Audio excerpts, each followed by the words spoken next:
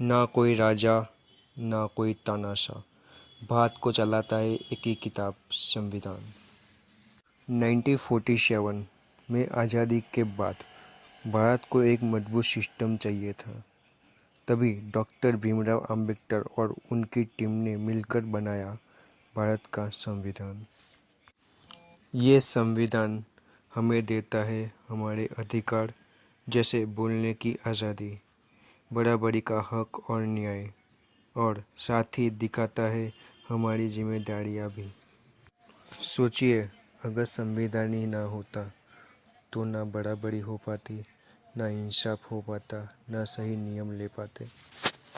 इसलिए संविधान को एक किताब नहीं कहा जाता, हमारे देश की आत्मा है। अभी संविधान को समझने के लिए हम आगे बढ़ते हैं। जरूर।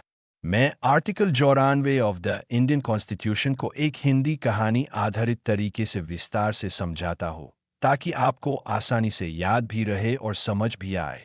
आर्टिकल 94 सांसदों और प्रधानमंत्री बटा मंत्रियों की शर्तें।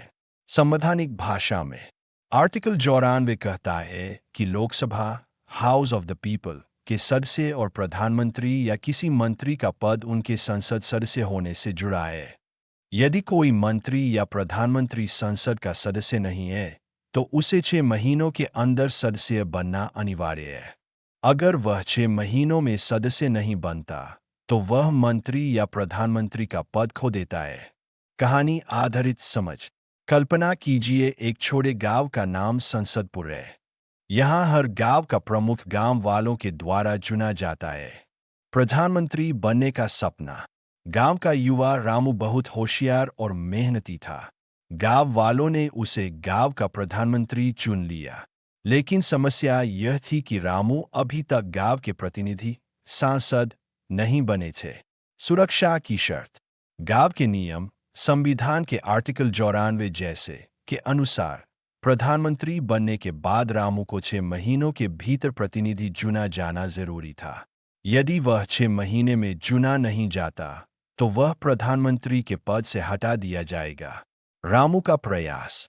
रामू ने 6 महीनों के भीतर चुनाव में भाग लिया और जीतकर संसदपुर का प्रतिनिधि बन गया।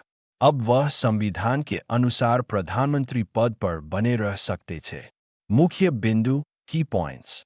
प्रधानमंत्री या किसी मंत्री का पद संसद सदस्य होने से जुड़ा है। यदि मंत्री प्रधानमंत्री संसद सदस्य नहीं है, तो उसे 6 महीने के भीतर बनना अनिवार्य है। 6 महीने के भीतर सदस्य न बनने पर पद स्वतः समाप्त हो जाएगा। सारांश। आर्टिकल 94 संविधान का यह नियम सुनिश्चित करता है कि सभी उच्च पदाधिकारी संसद के लिए जिम्मेदार हो। इसे कहानी से समझे तो, जैसे रामू ने चुनाव जीतकर अपना प्रधानमंत्री पद सुरक्षित किया, वैसे ही संविधान भी यह सुरक्षा सुनिश्चित करता है। इंडियन कॉन्स्टिट्यूशन के आगे के अध्याय को सुनने के लिए बने रहिए इस चैनल्स पे। सब्सक्राइब कीजिए, लाइक कीजिए, शेयर कीजिए।